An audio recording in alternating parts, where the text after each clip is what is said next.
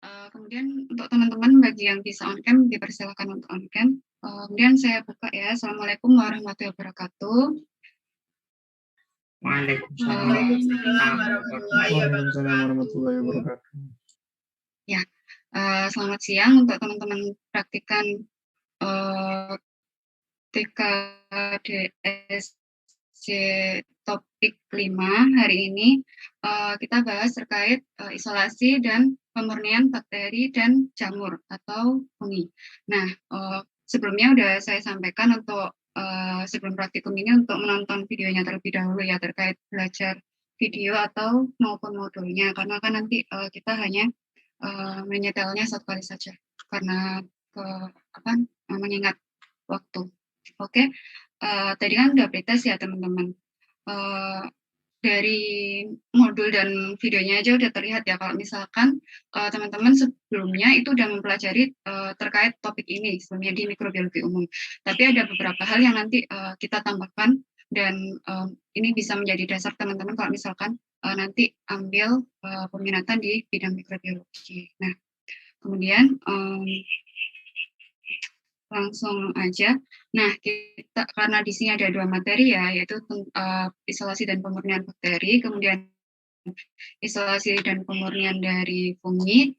Kita belajar yang pertama dulu, yaitu terkait yang isolasi dan pemurnian dari bakteri. Nah, teman-teman kan pasti udah belajar ya. Kira-kira ada yang ini nggak bisa bantu jawab? Kan untuk isolasi bakteri itu kan ada 3 teknik ya. Mungkin ada yang bisa bantu jawab apa aja 3 metode itu. Bisa sebutkan nama sama kelasnya, jangan lupa. Ada yang bisa bantu jawab? Halo Kak. Ya. Ya, izin menjawab Kak. Nama saya Lydia Gihari dari kelas B.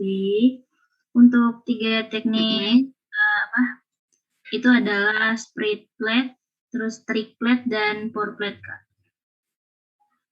Oh ya, benar sekali. Mungkin bisa dijelaskan juga apa ketiga metode ini itu seperti apa? Secara singkat aja, intinya, perbedaannya. Oh iya Kak, untuk metode lempeng sebar atau split plate sendiri itu dilakukan biasanya dengan bantuan batang gelas Drygalski Kak. Kalau pada pengenceran sampel itu akan diunikolasikan pada permukaan media, kemudian diratakan dengan bantuan batang Drygalski tadi. Nah, untuk metode pour plate itu akan ada sampel itu dicampur dengan media agarnya yang masih cair gitu Pak, dalam suhu yang panas. Nah, sedangkan kalau metode stick plate tadi yang sampelnya itu dinuklasikan dengan jarum OC begitu Kak. Jarum OC-nya terlebih dahulu dibakar, disterilkan, kemudian dicuplik dari mikroorganismenya dan digoreskan pada plate begitu Kak. Ya. Oke. Terima kasih Lydia, ya udah sesuai ya apa yang dikatakan Lydia. Mungkin untuk lebih jelasnya terkait gambaran metodenya itu mungkin aku cobakan sharekan videonya ya. Ini video pertama, ini terkait metode yang pour plate. Sebentar.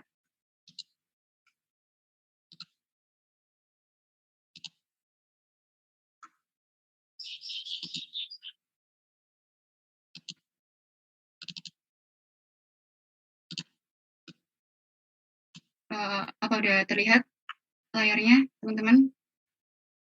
Terlihat, Kak. Udah, Kak. Oke.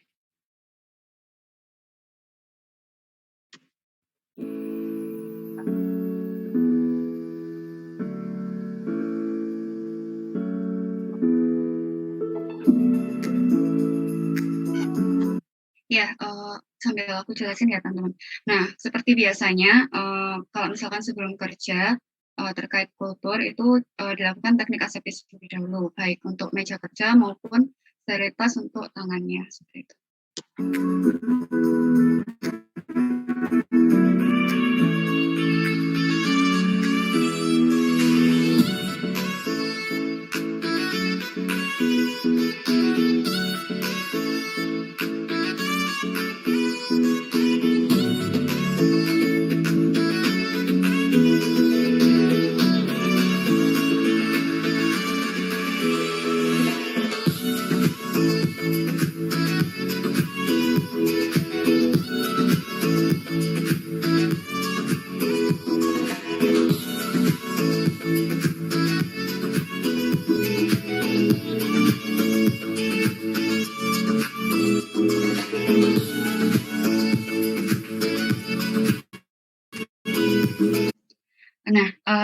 tadi 25 gram dari sampel tanah diencerkan ke dalam 225 mili garam fisiologis ya. Nah, di sini untuk pengenceran itu serial dilusinya digunakan perbandingan 1:9. Nah, jadi satunya ini tuh untuk sampel atau suspensi sampelnya, di mana yang di sini ini adalah tanahnya.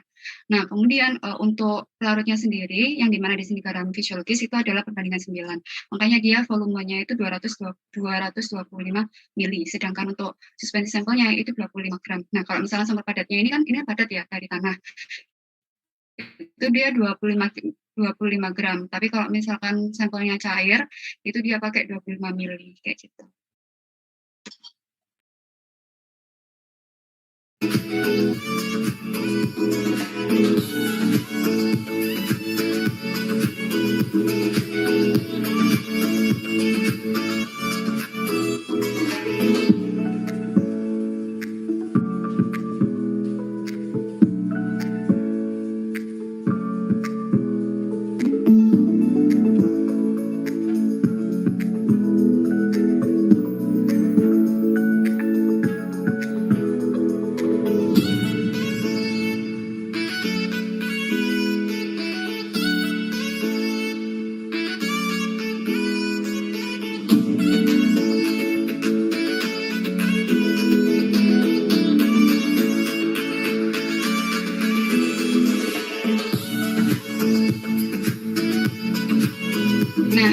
Kan tadi sudah dibilang ya, ini adalah serial dilusi. Jadi nanti dilakukan serial secara bertingkat dari pengenceran 1 yang dari Arun itu, kemudian dilakukan pengenceran kedua ke tabung reaksi.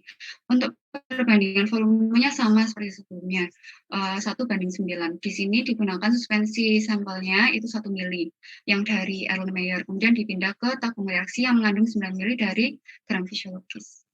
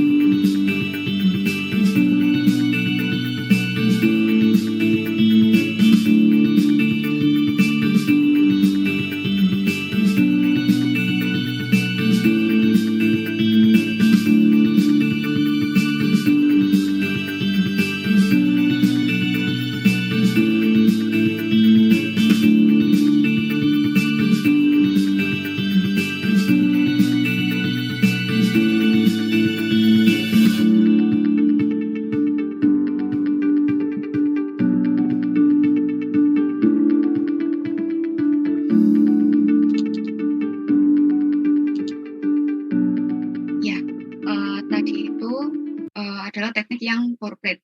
Jadi kalau pour plate itu dia suspensi sampelnya itu dimasukkan dulu ke cawan Petri yang steril.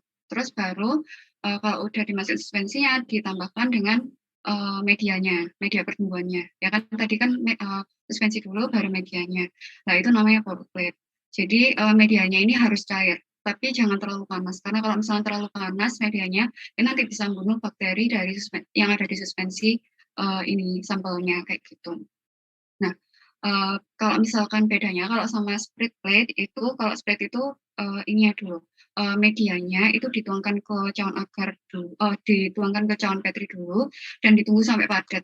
Nah, baru kalau misalkan sudah padat itu bisa diinokulasikan dengan suspensi dari sampelnya. Dan untuk ngeratain suspensinya itu pakai yang namanya spreader gitu, yang tadi dibilang oleh Lydia tadi gitu. Kalau pour plate itu untuk ngeratain suspensinya itu cukup ya digoyangkan angka 8 tadi itu, karena kan ini mediumnya kan masih cair, jadi diratakan dengan membentuk angka 8 kayak gitu, sewaktu medianya itu masih cair. Nah, itu tadi teknik pour plate. Sekarang kita lanjut ke yang teknik strip plate ya.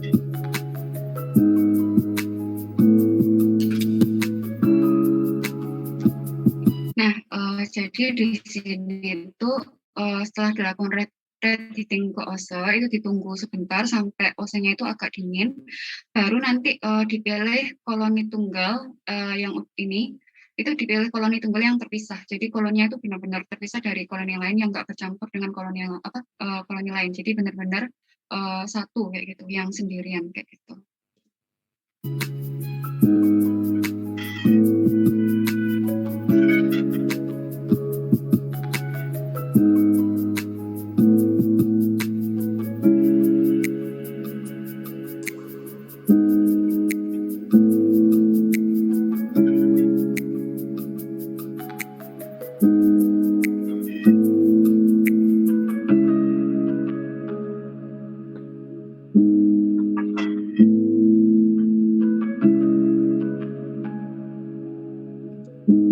Tadi kan udah dikasih tahu ya kalau misalkan ini adalah metode kuadran.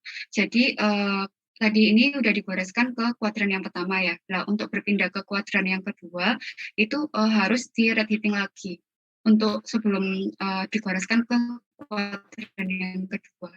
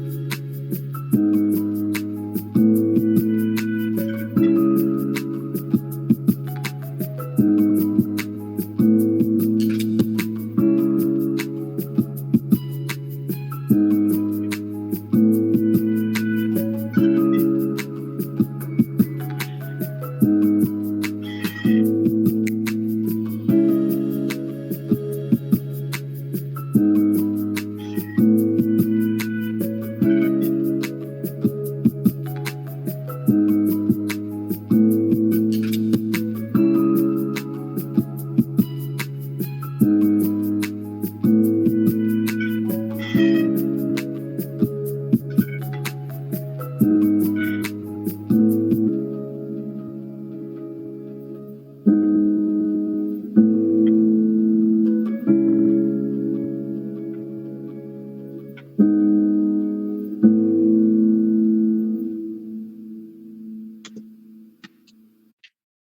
itu tadi metode untuk yang strict plate. Nah, udah untuk yang isolasi dan pemurnian bakteri, mungkin dari teman-teman ada yang mau ditanyain dari tiga metode strict, sprit, maupun pour. Dipersilakan buat teman-teman yang mau bertanya. Izin bertanya, Kak. Iya, bisa sebutkan nama sama kelasnya. Ya, nama saya Stefani Kurnia dari kelas Biologi B. Izin bertanya tadi soal yang strict plate yang kuadran itu. Kenapa ya Kak ya setiap mau pindah kuadran itu harus dibakar di OC dulu? Padahal kan itu kayak disama gitu medianya, Kak. Makasih. Oh ya, kan dari strict plate itu kan tujuannya untuk mendapat koloni tunggal yang terpisah kan.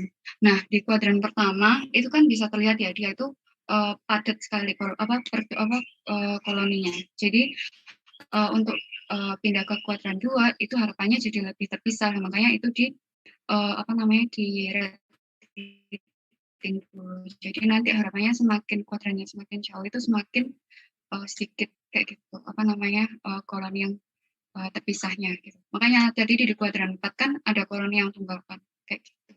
Gimana dari ini?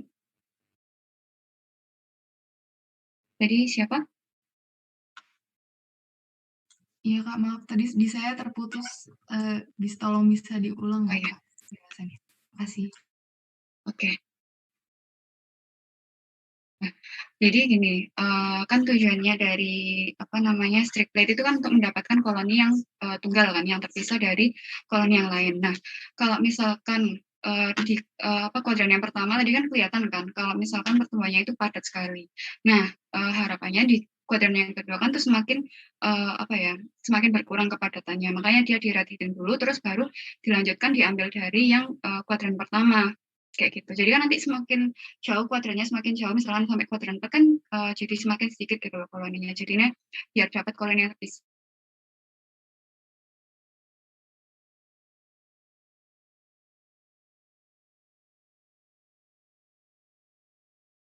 Masih ada yang belum dipahami?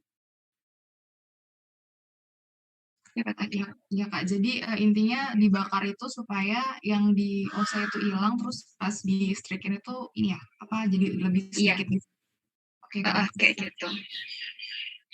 Iya, seperti itu, Stefan. Biar yang di OC itu mati. Jadi harapannya nanti setelah di kuadran selanjutnya itu semakin ini berkurang jumlah koloninya kayak gitu. Gimana, Stefani? Udah Kak, udah jelas. Terima kasih Kak. Ya, sama-sama. Kemudian teman-teman yang lain mungkin?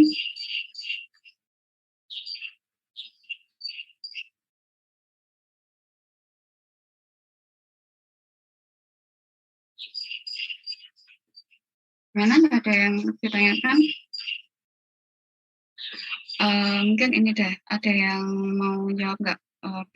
Kan untuk pour plate sama strict plate itu kan pasti ada hasilnya ya.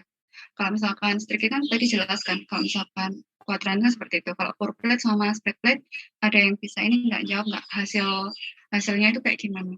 Misalkan ya kalau yang pour plate itu kan ini kan koloninya yang tumbuh itu kan hanya di permukaan sehingga permukaan akarnya, karena kan kalau strict plate itu kan ini kan suspensinya hanya di atas permukaan akar. Nah, kalau misalnya pour plate mungkin dari mana ada yang bantu jawab nggak? Kira-kira hasil pertumbuhan bakterinya itu seperti apa kalau misalkan di akar? Ayo.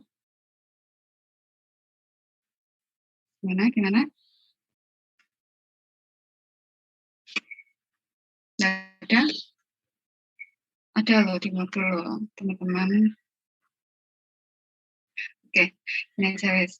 Jadi kalau misalkan strict plate itu kan tadi kan itu kan udah dijelasin kan kalau misalkan strict plate itu suspensi sampelnya itu diinokulasikan setelah akarnya padat. Nah kalau misalkan akarnya padat berarti kan suspensi sampelnya kan hanya ada di permukaan kayak gitu.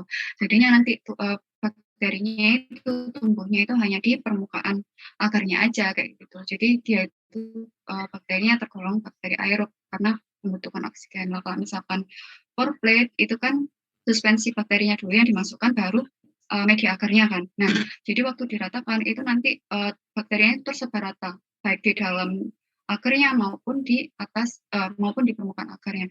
Jadi kalau misalkan bakterinya itu tumbuh di permukaan akar berarti dia tergolong aerob. Kalau misalkan dia tumbuh di di dalam akar itu berarti dia anaerob seperti itu.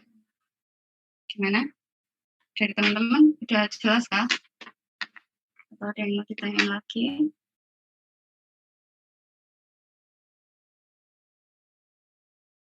Sudah? Oke. Berarti kita lanjut ke yang itu ya, isolasi dan pemurnian dari jamur atau fungi. Nah, oke, kita coba video yang pertama. Oh ya, untuk video pertama ini itu isolasi fusarium dari jaringan tumbuhan kayak gitu. Sebentar. Aku share video.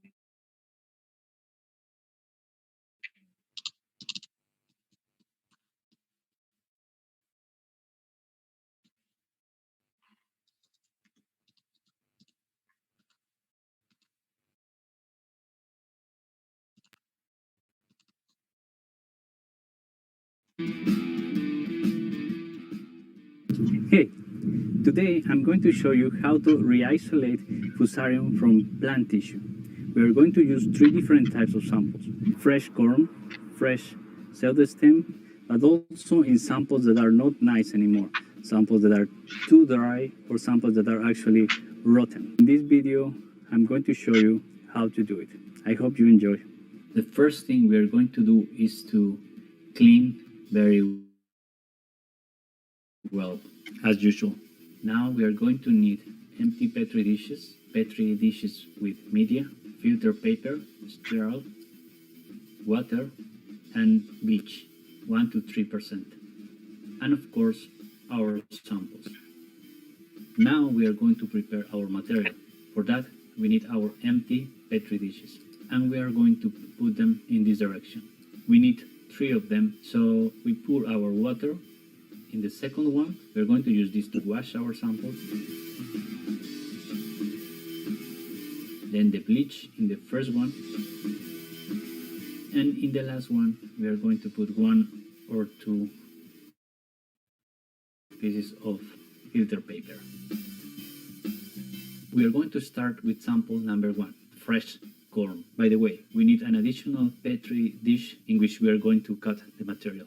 So we place our samples, and now the only thing we need to do is to make small pieces. You have to try to cut along the complete diameter of the sample. In that case, you are going to take a good representation of the sample, and then just make small pieces.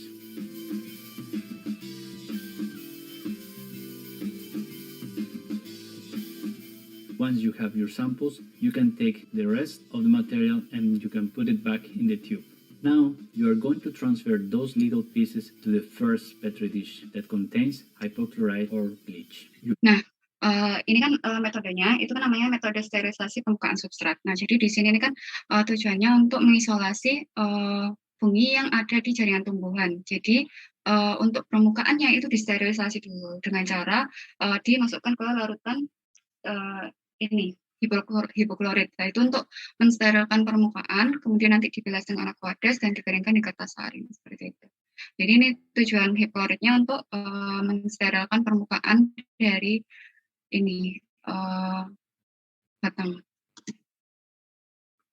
We're going to keep them there for at least 1 minute until the samples start to become a little bit white. Don't worry, the fungus is not going to die, only everything that is outside in the surface. After that minute, you are going to transfer the little pieces to the water.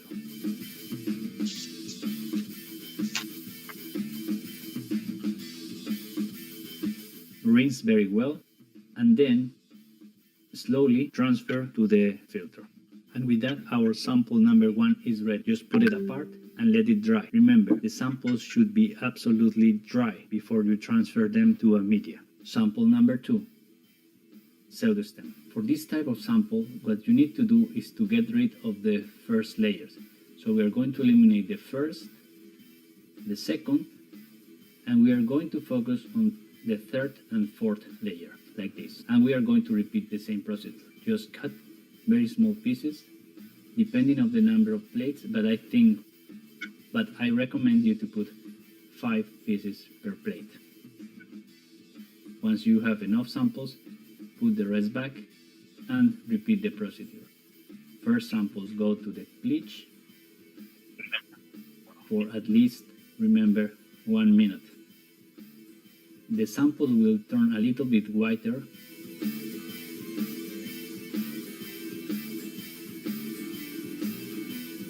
and then is the time to transfer them to the second Petri dish, which contains sterile water.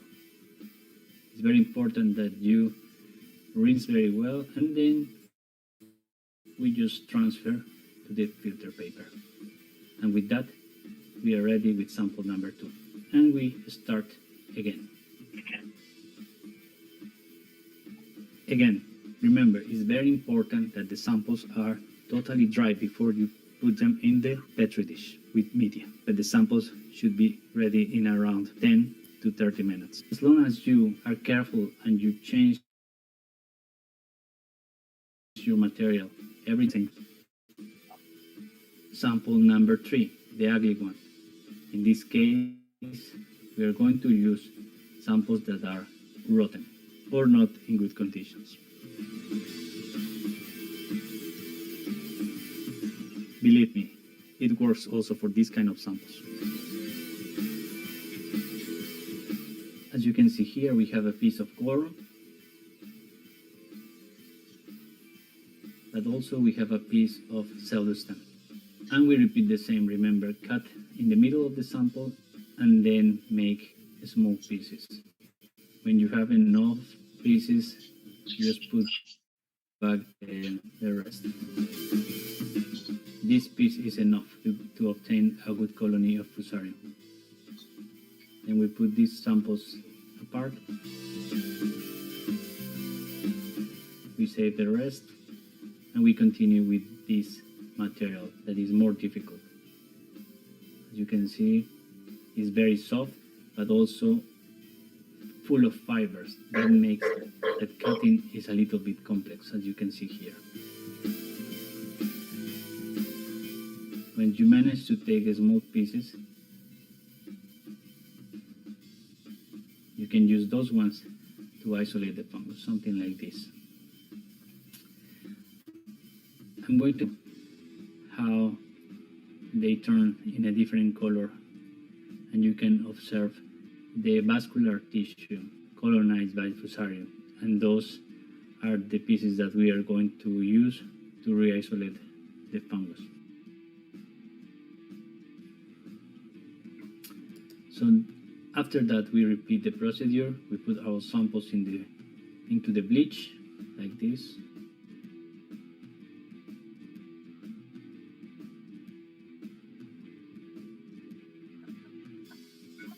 And after 1 or 2 minutes, the sample will be like that. Look.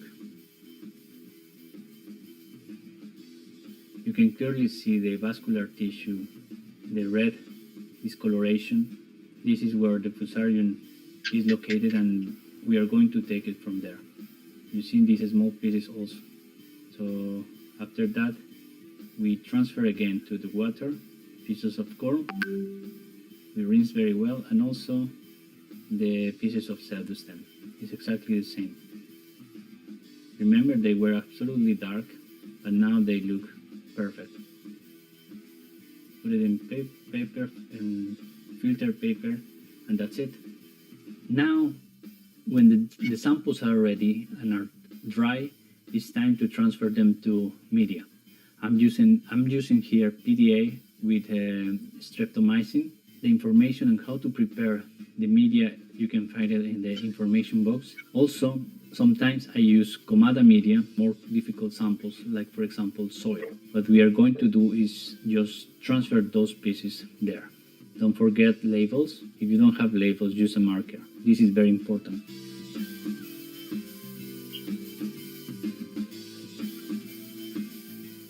Now, with clean tools, we are going to transfer those little samples to the media. You can put as much as you want, but I recommend to put no more than 5 or 6 pieces per plate. After 3 days, you will get the first colonies in the plate. We are going to continue with the sample number 2 with the pseudostem, and it's exactly the same. Sometimes the pseudostem is more difficult to place because it gets stuck to the tool. So in that case, you don't forget that you can use the scalpel to help, but clean it very well.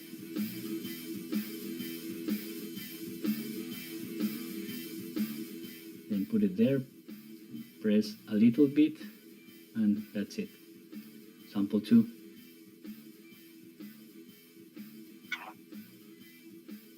And finally, sample 3, the ugly one. As you can see, it looks the same as the previous samples. I'm just placing the pseudostem in one side and the pieces of corm in the other side. That's it. Sample 3. Now we seal them, clean,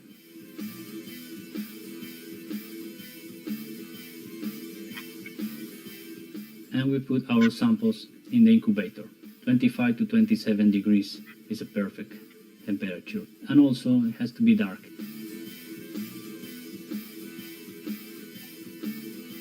Don't forget to flip your plates. After 3 days, you can already observe some colonies growing like this one. I hope you enjoyed this video. I hope you like it. Ya, tadi itu metode sterilisasi permukaan substrat. Nah, kemudian selanjutnya kita lanjut ke isolasi single spora. Jadi, bentar.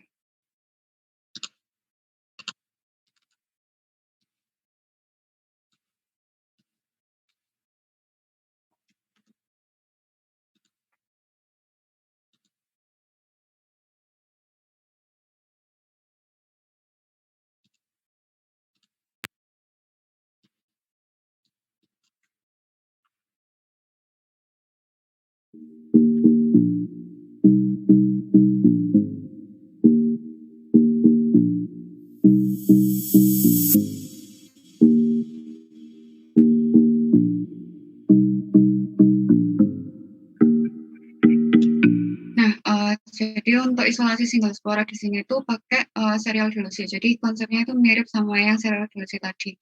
Jadi, di sini tapi volumenya itu digunakan beda. Kalau tadi kan di PowerPlay itu 1:9. Nah, di sini itu 0,5 banding 4,5 mili kayak gitu. Nanti bisa coba dilihat. Dan di sini pakai Penicillium sp untuk funginya.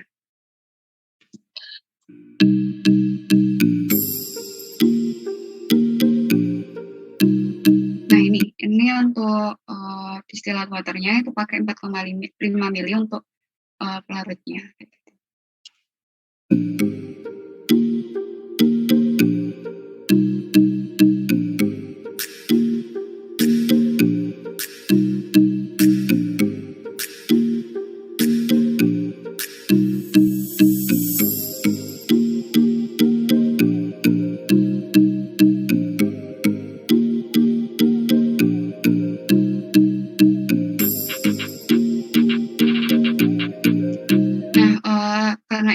Isolasi single spora ya. Jadi nanti ini di sini itu ambil sporanya.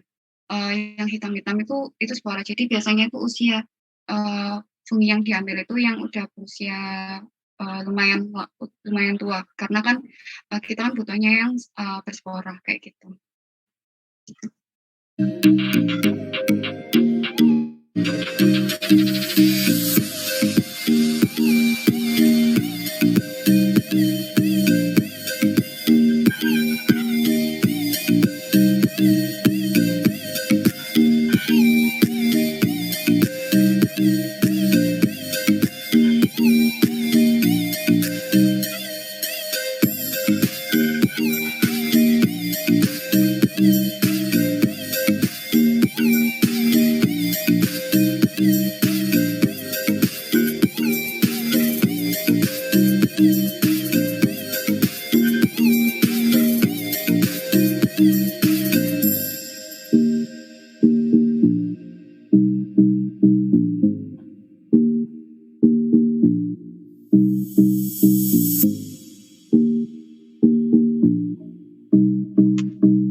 ini sama tadi kan hasil suspensi sampel yang dari tiap pengenceran itu diinovasikan ke ini cawan agar. Jadi di sini dia pakai metode spirit plate. Jadi agarnya itu udah padat dahulu. Jadi nanti agarnya dipadatkan dulu, baru suspensi selnya diinokulasikan.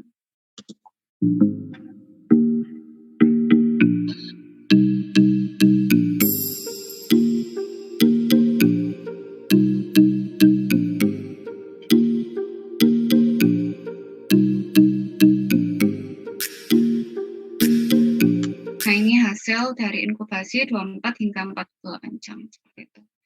Nah, untuk pakai meratakan suspensi ini sampelnya ke cawan agar ini itu harus merata ya, benar-benar merata. Jadi biar koloninya itu bisa tersebar kayak gini. Kalau misalkan soalnya biasanya kan ini kan kalau misalkan pakai sprinkler itu sisi sampingnya itu biasanya nggak kena. Nah, itu biasanya nggak tersebar merata. Jadinya malah ngumpul di tengah kayak gitu.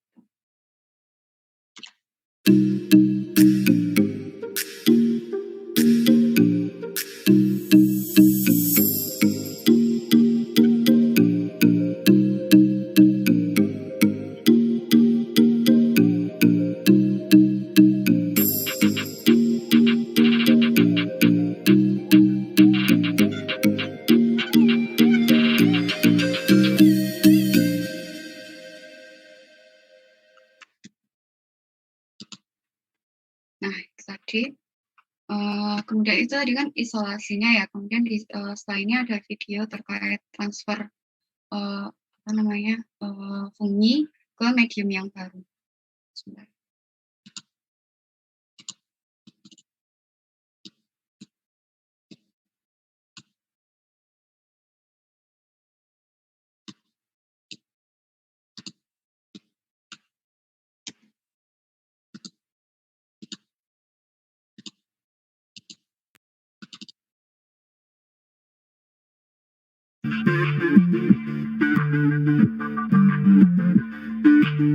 The first question, why are we transferring fungal cultures?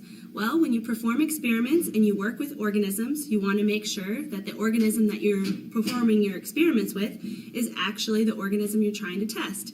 So you want to make sure that when you transfer your fungal culture, that you use aseptic technique to try to maintain a sterile environment and keep your cultures pure. If you don't keep pure cultures, you end up with contamination and you have plates that look like this.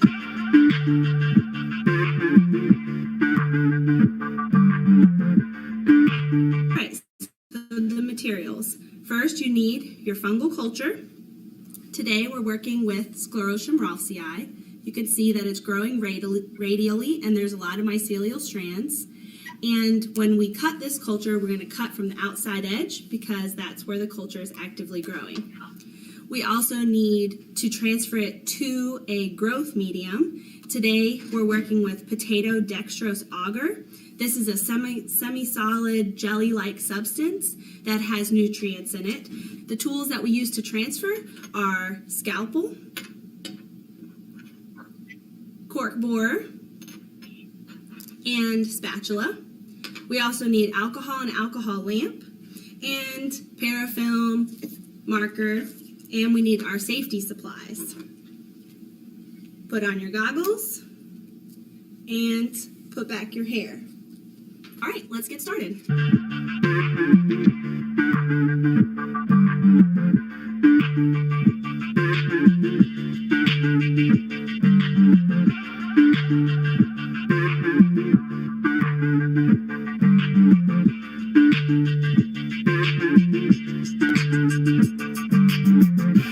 We're using flame sterilization.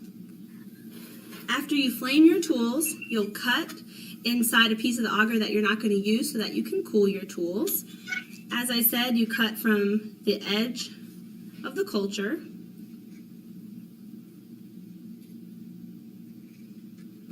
And then you can transfer the culture, mycelial side down, on to the PDA.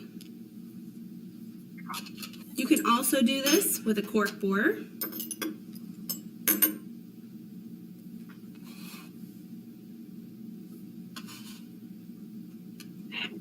Again, cool your tool. by doing a few practice plugs.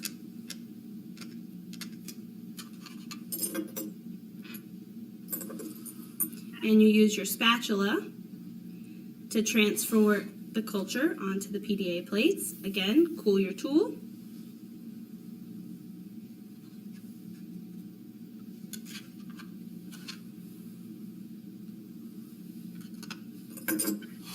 All right, you want to maintain and keep track of your organisms, so you're going to label your plate with your name, the date, and the organism that you're working with. And we want to maintain pure cultures, as stated earlier. So we're going to wrap the plates with parafilm, which allows air exchange for the culture, but keeps microbes that are in the air out of this plate. All right, so I taught you a little bit about aseptic technique. Keep it pure.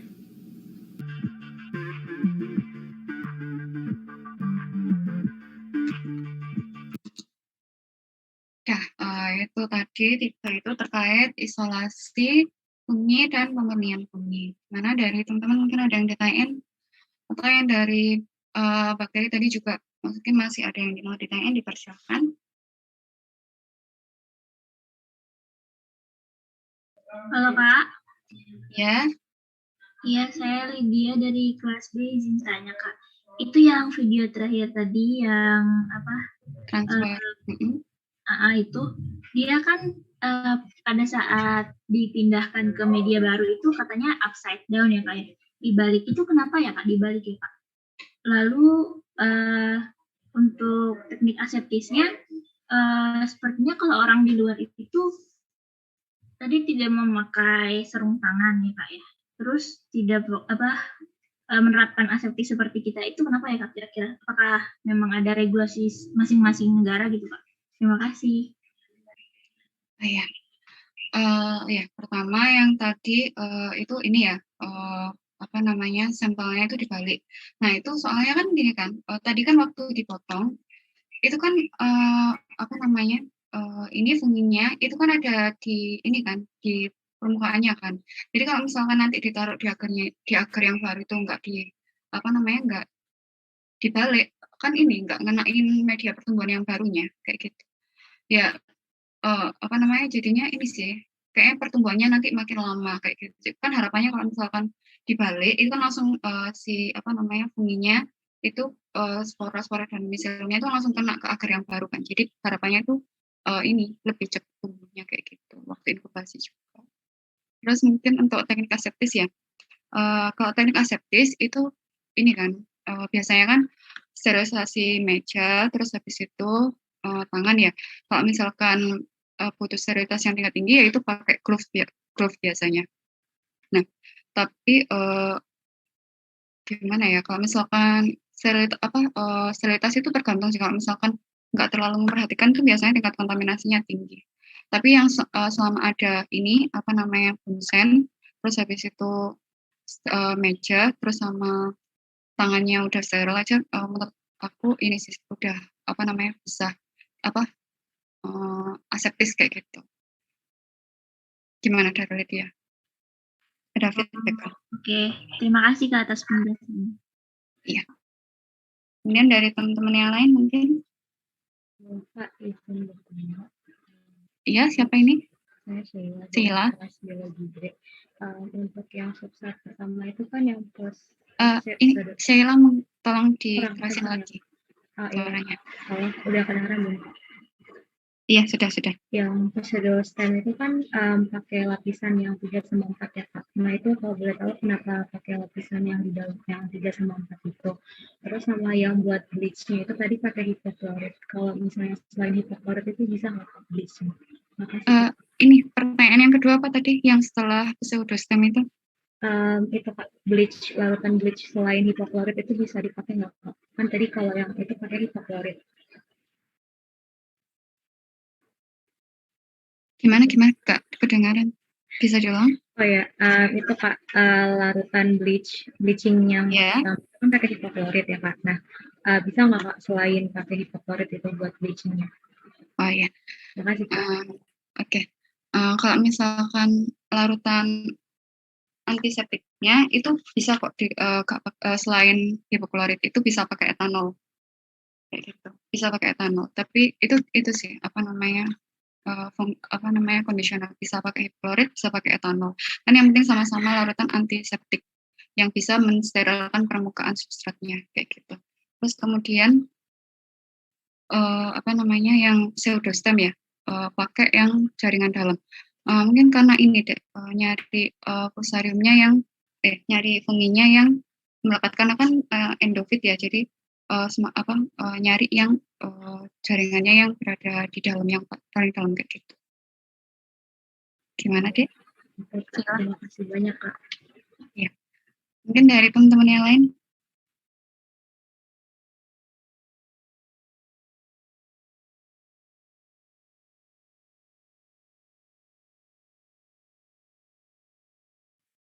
Gimana? Sudah jelas?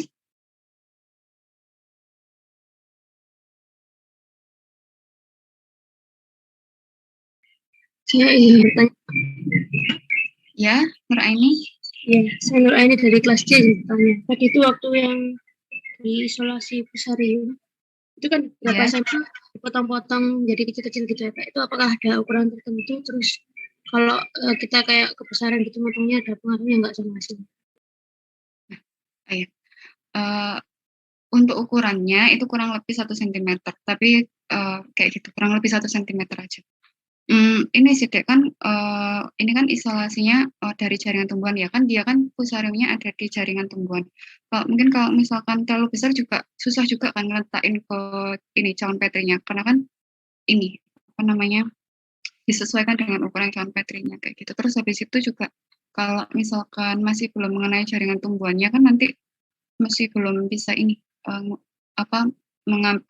mengisolasi fusariumnya. Soalnya fusariumnya kan ada di endofit kan, dia berada di dalam jaringan tumbuhannya. Gitu. Jadi harapannya potongan kecil-kecil itu bisa ini mendapatkan fusariumnya kayak gitu.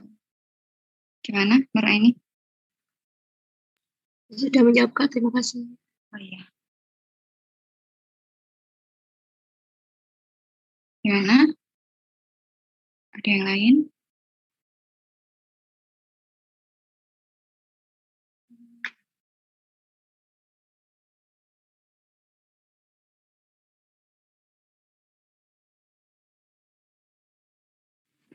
Oh ya, mungkin dari teman-teman ini nggak ada yang bisa jawab kira-kira media pertumbuhan untuk bakteri itu apa aja, terus untuk fungi itu apa aja yang bisa digunakan untuk media pertumbuhan. Mungkin ada yang bisa dipersilakan? Banyak loh medianya. Yang di video tadi juga udah ada. Contohnya apa? Ayo.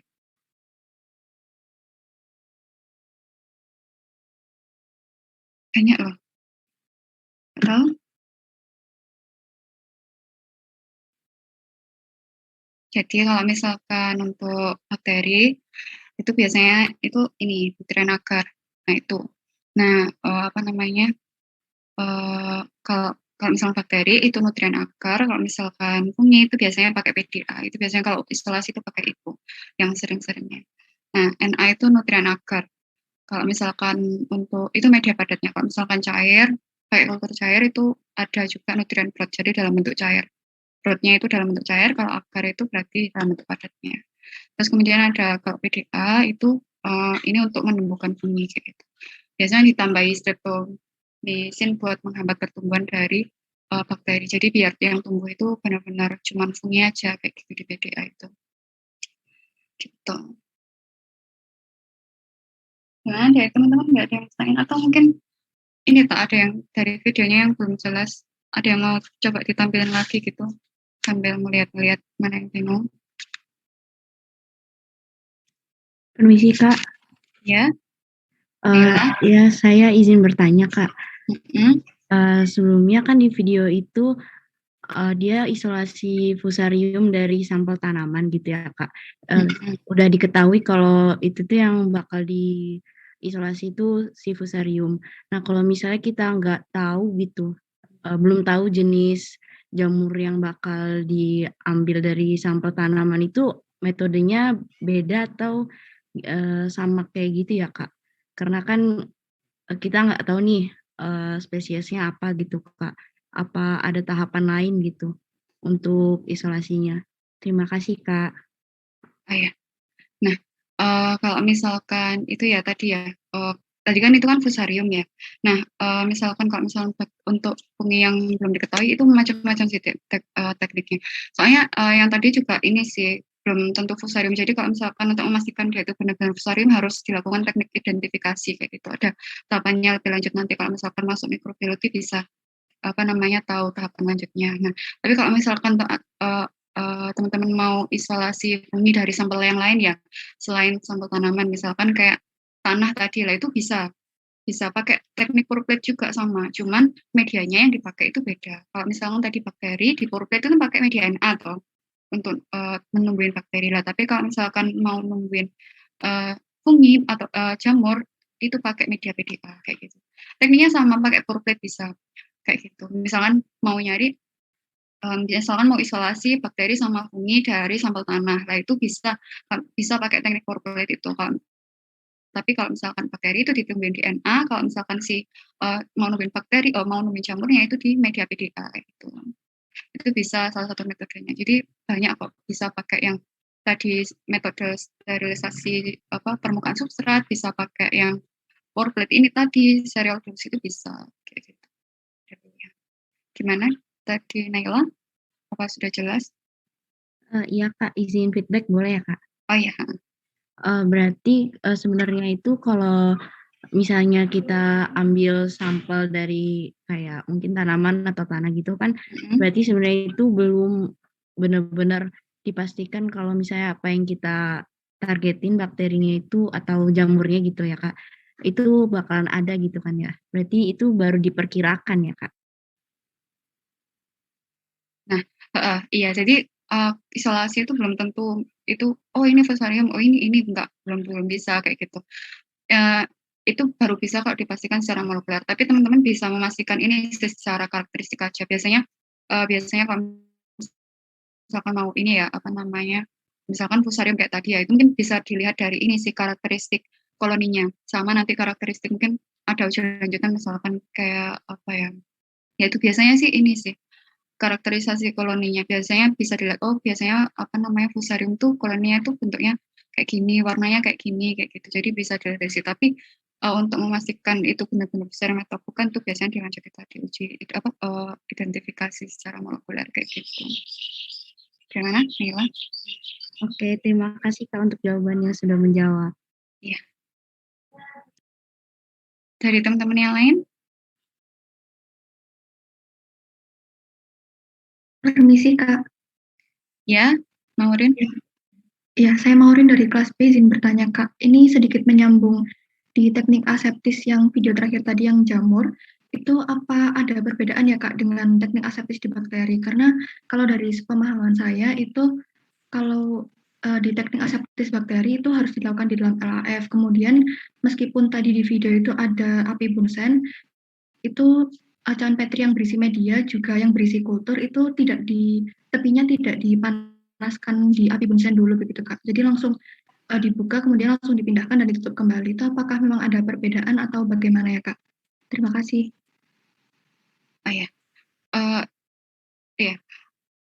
Kalau misalnya teknik aseptis itu memang ini sih benar-benar diperhatiin. Jadi kalau menurut aku kalau misalkan fungi maupun bakteri itu kayaknya nggak ada bedanya. Cuman kalau misalkan fungi karena biasanya kan ada fungi yang berspora ya udah ya.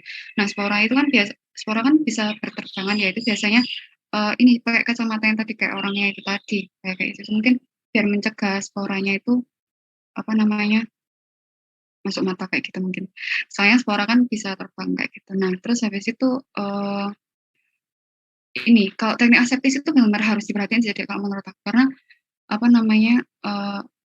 kalau misalkan cawan petrinya tadi itu dari ini ya cawan petri yang disposable yang dari plastik itu mungkin nggak harus dipanaskan di api bunsen gitu, nggak perlu karena kan nanti kan meleleh kan ininya cawan petrinya. Cuman kalau misalkan yang ini yang bukan disposable kayak gitu, misalkan cawan petri yang kaca lah itu kan karena dia disterilisasi berulang kali ya dipakai berulang kali lah itu perlu dipanaskan di dekat api bunsen kayak gitu.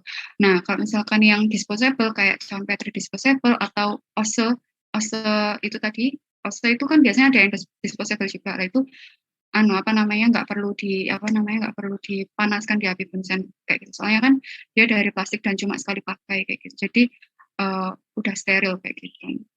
Karena terus kayak gitu sih. Kalau ini sih kalau menurut aku kok ini harus benar-benar diperhatiin kalau aseptis itu, karena apalagi fungi itu mudah kontam, sepengalaman saya itu. Jadi harus diperhatikan. Mungkin kalau yang dari video itu ya mungkin ini sih lingkup kerjanya itu memang mungkin udah ini benar-benar terjaga gitu loh. Biasanya kan soalnya kan lingkungan kerja itu kan biasanya masih belum steril kan, makanya harus disterilkan dulu di sekitarnya bunsen itu untuk kerja kita kayak gitu. Gimana menurut tadi? Masih ada ini Pak yang diminta dari penjelasan saya? Ya Kak, sudah bisa dipahami. Terima kasih banyak Kak penjelasannya. Ya, sama. Mungkin yang lain ada yang tanyain? Permisi Kak. Oh ya, Wanda. Iya, saya Wanda dari kelas B, izin bertanya Kak. Kan dari praktikum sebelumnya kan dijelaskan bahwa yang termasuk kontaminan itu kan juga merupakan bakteri atau fungi begitu ya Kak.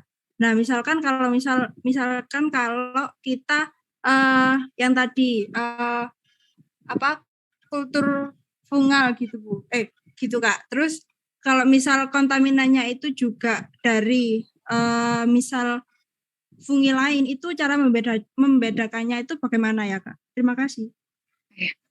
Nah, kalau misalkan teman-teman isolasinya pakai teknik pour plate yang itu dilusi terus dituang ke ini cawan agar yang kemudian ditambah media itu ini nggak bisa dibedakan antara kontaminan sama yang enggak. Jadi itu salah satu kelemahan pour plate. Ngerti? Jadi nggak bisa membedakan antara yang kontaminan sama enggak. Tapi kalau misalkan teman-teman ngelakuin misalkan kayak yang tadi ini yang transfer fungal yang tadi ini pakai korktor atau dibentuk segitiga itu, nah itu ini bisa kelihatan kan soalnya kan dia satu udah murni, jadi satu koloni aja di cawan itu. Jadi kalau misalnya ditransfer ke media baru, kalau ada ada fungi yang lain yang tumbuh selain fungi yang adik tanam itu berarti itu adalah kontaminan kayak gitu. Paham enggak Mas Mbak? Soalnya tadi kan yang di awal video paham sudah? Ya, insya Allah paham Kak. Oh iya, terima kasih. Ya, sama-sama. Yang lain mungkin?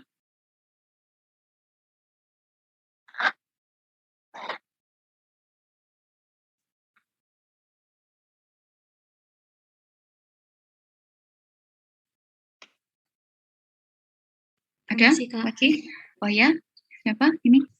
Saya Nabila Nur Rasyada ya dari kelas A, izin bertanya. Tadi kalau tidak salah di video yang fusarium itu dijelaskan di tahap yang akhir inkubasi koloni di inkubator pada suhu 25 sampai 20 derajat Celcius di kondisi gelap. Nah, itu fungsi dari pengkondisian gelap itu untuk apa ya, Kak? Kalau boleh tahu, terima kasih. Gini, untuk ruang inkubasi itu pasti kondisinya itu disesuaikan dengan kondisi optimum dari si funginya. Jadi kenapa kok jadi biasanya fungi itu untuk suhunya itu ya ini berkisar suhu 25 hingga suhu 2 itu 27 tadi bisa suhu ruang kayak suhu 30 itu juga bisa mengoptimalkan pertumbuhannya. Terus kenapa kok di ruangan gelap? Karena kan ini biasanya kan fungi kan memang fungi yang mikroskopis itu tadi kapang itu kan ini tumbuhnya itu optimum memang di ruang gelap kan. Biasanya kan ini kan untuk memaksimalkan ininya dia kondisi pertumbuhannya kayak gitu. Jadi semua kondisinya itu diatur ya untuk ini tidak lain ya karena untuk untuk kemaksimalan pertumbuhannya kayak gitu. Gimana? Tadi Nabila? Baik. Iya, sudah paham. Ya. Terima kasih. Ya, sama-sama. Dari yang lain mungkin ada lagi?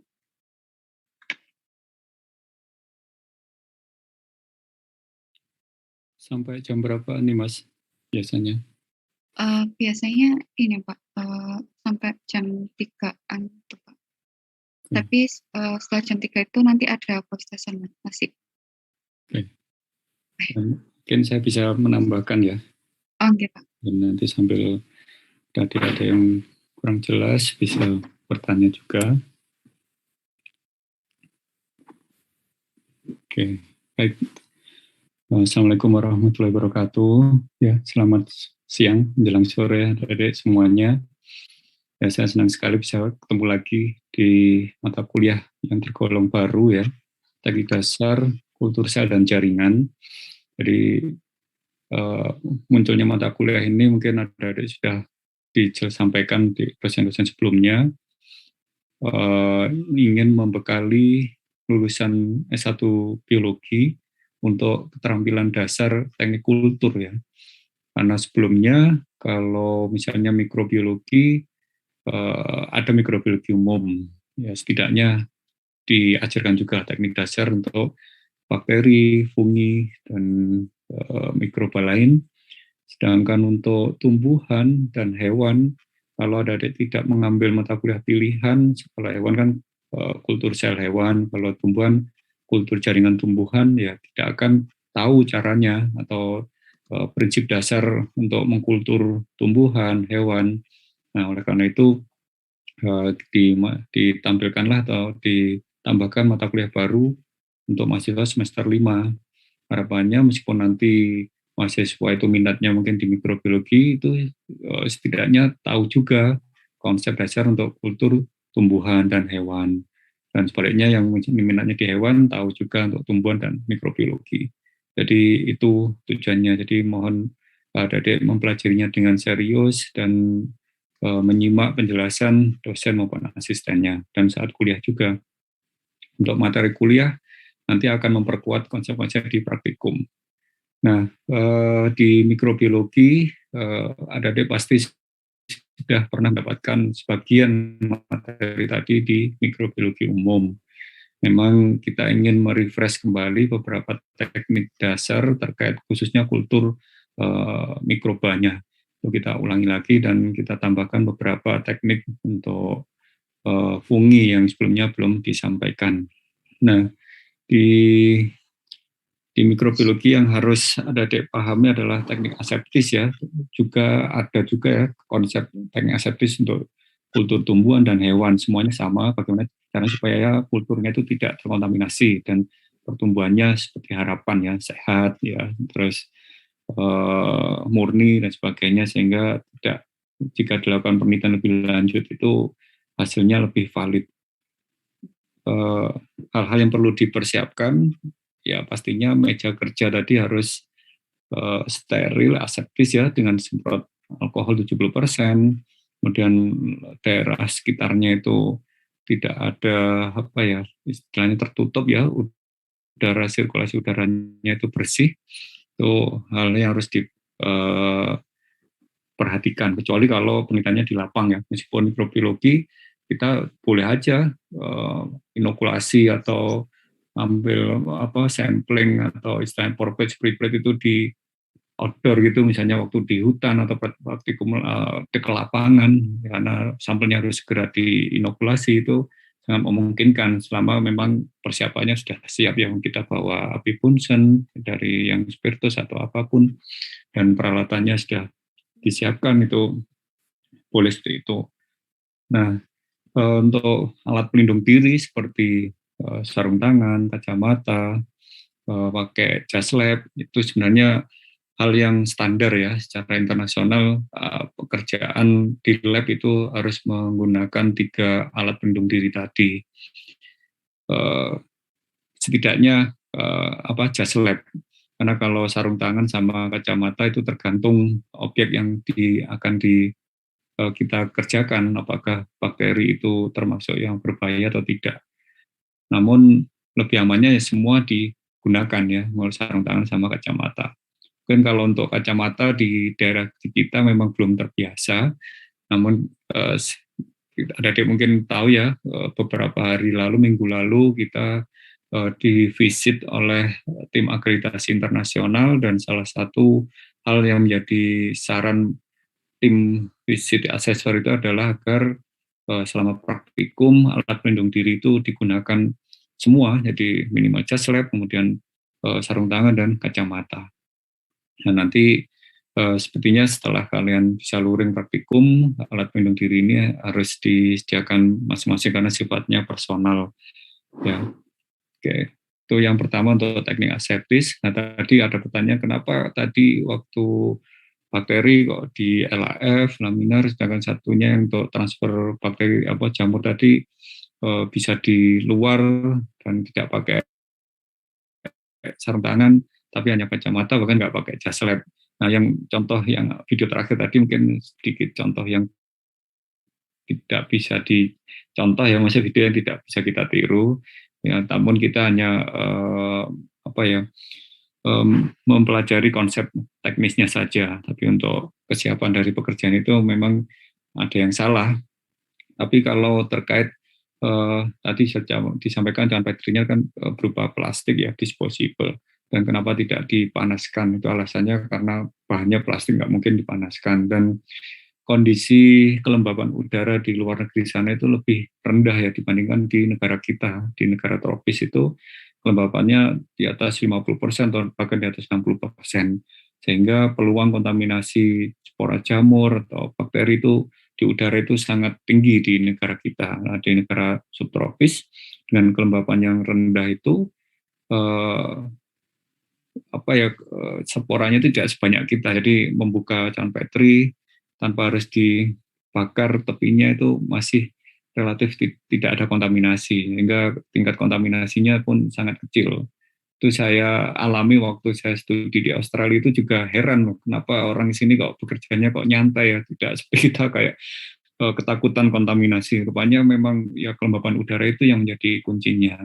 Dan sirkulasi udara di labnya juga bersih karena kan menggunakan AC yang udaranya selalu berganti, yang bersih, ada sistem penyaringannya, itu yang menjamin kualitas udara di lab itu juga bagus. Itu yang mungkin ada bisa maklumi ya kondisi di kita sama sana. Jadi kalau di kita memang harus strict, kalau memang cawan patternnya pakai model gelas ya kita harus panaskan topinya setiap kita membukanya, itu untuk meminimalisir adanya kontaminasi. Kalaupun pakai disposable ya bekerjanya sedekat mungkin dengan api Bunsen ya, kurang lebih 10 cm lah, di area 10 cm itu area yang aman supaya kita bisa meminimalisir kontaminasi tadi. Oke, itu terkait teknik aseptis.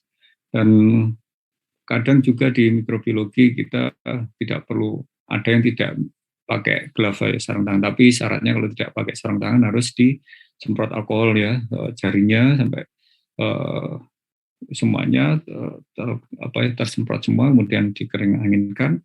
Nah, di situ kita sudah yakin permukaan kulit kita sudah aseptis ya.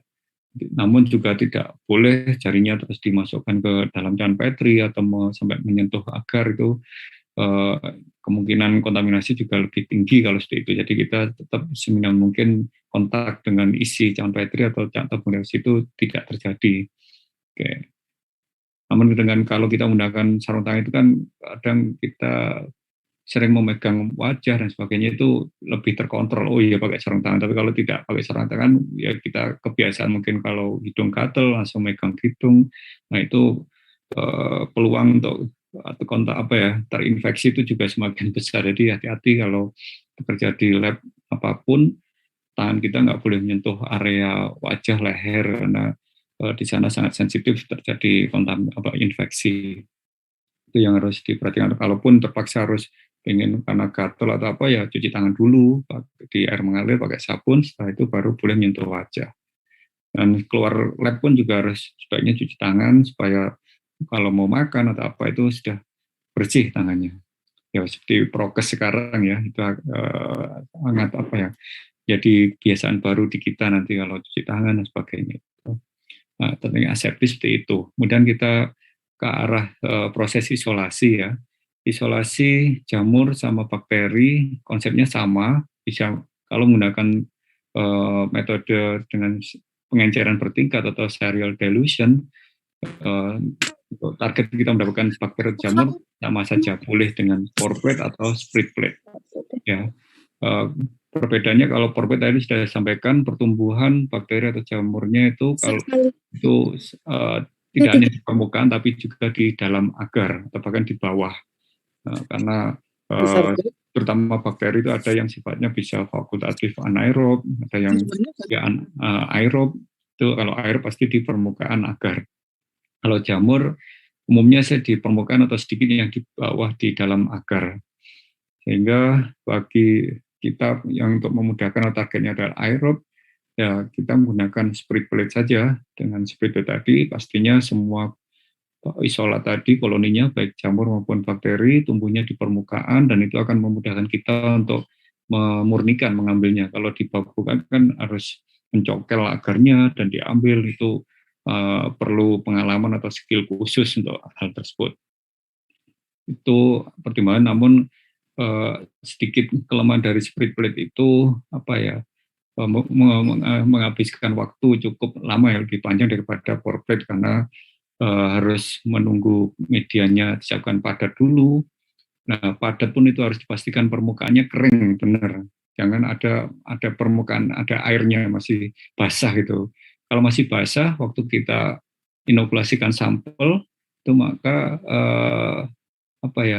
sampel itu waktu kita sebar dengan batang L atau glass breeder atau Drisglaski tadi, itu akan hasilnya nggak merata, jadi ada yang mengumpul, ya, atau mungkin ngumpul di tepi cawan semua, jadi yang di tengahnya jarang. Itu tergantung kita waktu menyebarnya. Jadi menyebarnya itu harus tiga area, jadi dengan sprit plate atau bisa dengan cotton bud, ya, model untuk itu swab itu yang ujungnya ada kapasnya, itu juga bisa dengan itu. Bisa dengan batang, kalau cotton bud itu kan untuk sekali pakai. Kalau batang L atau Drisglaski kan bisa dicelupkan alkohol dan dibakar pakai lagi. Nah, itu kelemahannya, jadi butuh waktu lama, nunggu kering, kemudian baru di inokulasi sampelnya, baru diratakan. Itu untuk meratakan juga menghabiskan waktu juga dan tenaga. Bisa saja namun hasilnya nanti lebih memudahkan karena semua tumbuh di permukaan. Kalau yang pore plate cepat, relatif cepat, namun juga kemungkinan koloni itu tidak menyebar rata juga tergantung tadi waktu kalian, istilahnya Mbak Mimos tadi menggoyangkan dengan angka 8, kalau itu tidak pelan dan secara stabil gitu, ya, itu akan koloninya kadang mengumpul, jadi tidak bisa dihitung nanti, tidak menyebar secara merata di seluruh permukaan agar tersebut. Yang menentukan tadi, ya, homogenasi itu juga menentukan koloni yang tumbuh itu merata atau tidak. Kalau yang dengan teknik sprit, ya koloni bisa merata atau tidak tergantung teknik kita menyebar tadi. Menyebarnya itu dengan alat tadi, glass breeder atau batang L tadi, itu seberapa merata untuk melakukannya, dan permukaan agarnya harus kering. Nah, cara untuk mengeringkannya supaya mudah itu, ya, dibuka sedikit cawan petri tadi di dalam laminar airflow yang dinyalakan udaranya, dan setelah laminar tadi sudah steril, ya, sudah dibersihkan dengan disemprot alkohol dan dinyalakan UV-nya sebelumnya. Jadi selama 15 menit UV-nya dinyalakan. Kalau sudah selesai baru bisa digunakan. Artinya udara di isi laminar tadi sudah bersih. Nah, itu kita buka saja separuh gitu, tutup dari cawan petri tadi. Nah, itu selama 10 menit atau 15 menit itu akan kering permukaan agarnya. Kalau terlalu lama nanti malah kering banget, ya, kurang bagus. Jadi hanya permukaan saja yang kering. Itu akan mempercepat. Kalau tanpa dilakukan itu, misalnya hanya dibiarkan di suhu ruang, itu, ya, butuh waktu lebih lama, bisa lebih dari 2 jam. Oke, itu tipsnya, ya, untuk mempercepat pengeringan permukaan agar. Oke, itu teknik untuk isolasi jamur dan bakteri dengan porpet maupun spray bed bisa dilakukan. Kemudian untuk pemurnian, untuk bakteri saya rasa tidak ada masalah, itu dengan teknik gores tadi ya, kuadran atau goresan T ya. Kemudian juga ya dua hal itu yang sering digunakan untuk memurnikan. Kenapa tadi dibakar jarum ozonnya setiap pindah area kuadrannya ya. Kita tahu kalau setelah digoreskan tadi kan masih ada sisa koloni ya yang masih menempel mungkin di ujung jarum ozon tadi, ujung bulat. Nah, itu harus dibersihkan, harus disterilkan lagi ujungnya supaya nanti waktu kita pindah ke kuadran berikutnya, karena kan waktu kita pindah ke kuadran berikutnya harus ada bagian di kuadran 1 itu yang tergores. Artinya koloni atau sel yang ada di kuadran 1 itu akan berpindah ke kuadran 2 dan kita ratakan atau kita goreskan lagi sampai kuadran 2. Artinya sel di kuadran 2 itu tumbuh dari bakteri yang berasal dari kuadran 1, bukan dari ujung ozon tadi itu. Makanya dari kuadran 1 mungkin akan rapat, koloninya banyak, kuadran 2 akan berkurang, 3 berkurang lagi, dan 4 akan lebih sedikit. Nah, untuk pengambilan koloni bakteri yang mau dimurnikan itu sebaiknya di kuadran 4 atau setidaknya minimal kuadran 3 ya, tergantung ya tingkat kerapatannya. Itu yang kalian bisa ambil. Kalau misalnya dari kuadran itu kok ada koloni yang bentuknya atau warnanya berbeda, berarti itu belum murni. Itu kita ambil lagi, kita murnikan lagi pakai kuadran lagi, 2 koloni yang berbeda tadi, sampai sel terakhirnya itu semua seragam bentuknya, warnanya, dan sebagainya, atau karakter koloninya. Jadi itu untuk bakteri. Sedangkan untuk pemurnian jamur, itu tadi ditunjukkan di video itu menggunakan teknik pengenceran bertingkat. Jadi dari apa ya, karena yang dipakai adalah kultur penicillium yang sudah murni ya, di akar miring, itu sebagai demonstrasi aja contoh. Bagaimana kalau dari hasil isolasi, misalnya dari hasil sampel tanah, kemudian di teknik porpet katakanlah, itu akan macam-macam kan campurnya. Kita ambil yang pengenceran yang paling tinggi, misalnya -5 atau -6, ya sama aja, kita ambil koloni yang berbeda-beda itu, kemudian bisa kita pindahkan ke media baru, media PDA, potato dextrose agar.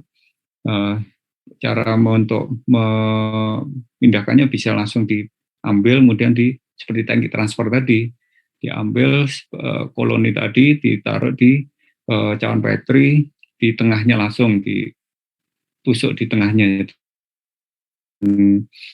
Jamur tadi mungkin sama akarnya, kalau terikut nggak masalah, itu ditusukkan di tengah cawan Petri, nanti diinkubasi tumbuh. Itu mungkin karena kita belum yakin itu murni atau enggak, itu nanti kita murnikan lagi tahap kedua, yaitu dengan teknik single spore isolation tadi ya, atau juga bisa dengan teknik kuadran juga. Jadi teknik kuadran itu tidak selalu untuk bakteri, tapi untuk jamur pun nggak masalah. Jadi bisa dengan teknik kuadran, nanti di kuadran keempat harapannya banyak koloni jamur-jamur yang akan lebih tumbuh terpisah-pisah. Nah, itu kita ambil lagi, kita tusukkan lagi ke bagian tengah cawan Petri.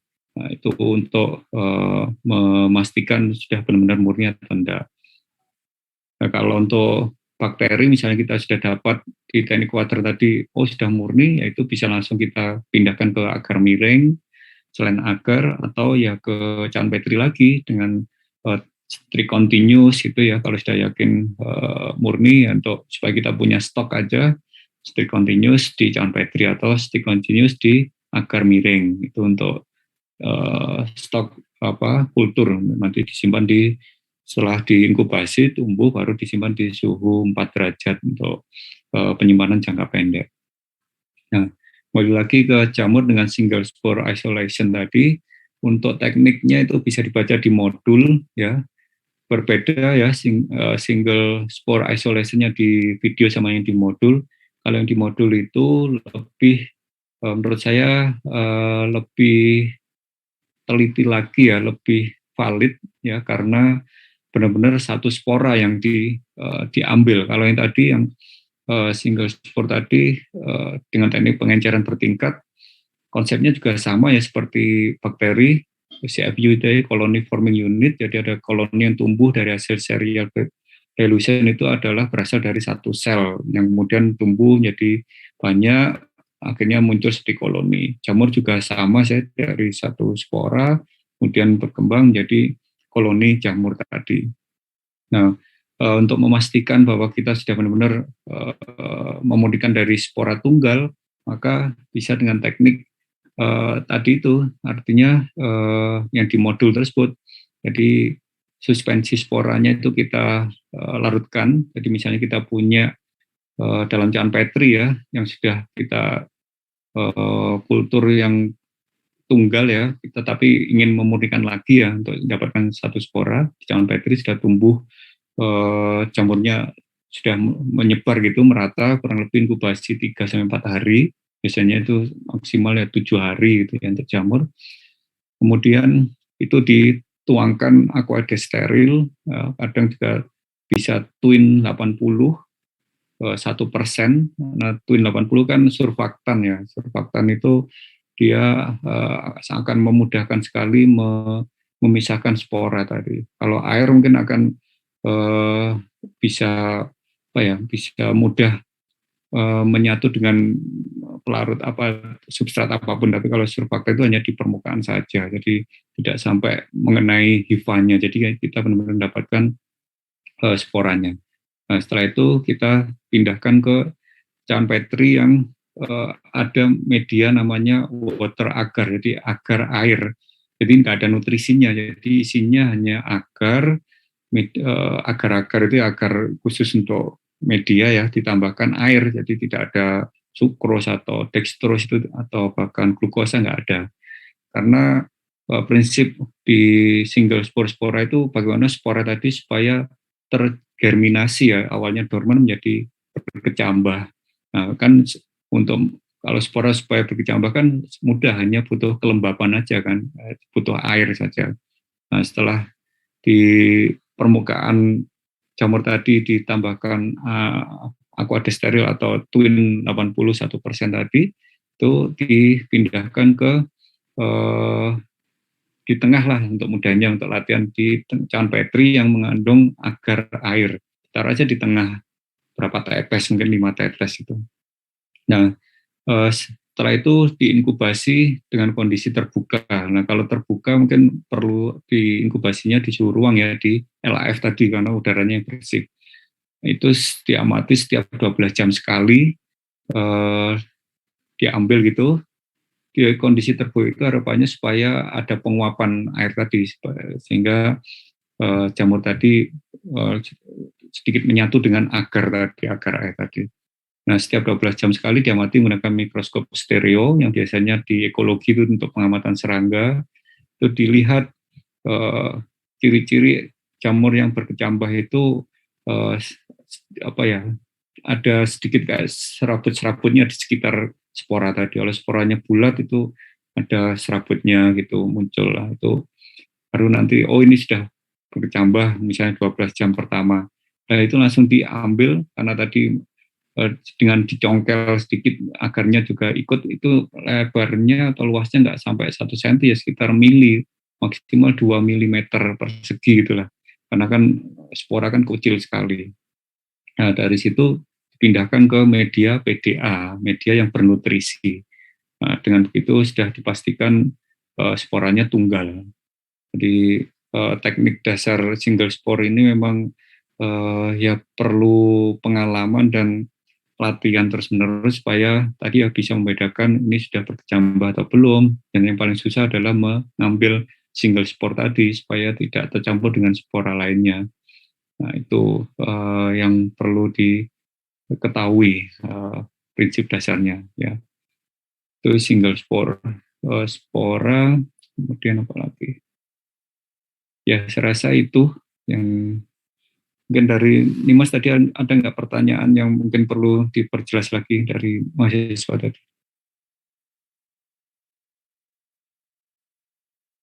Masih di-mute. Mungkin ini Pak yang tadi terkait pseudostem yang untuk fusarium itu saya kurang paham juga. Kenapa kok yang dipakai yang dalamnya? Oke.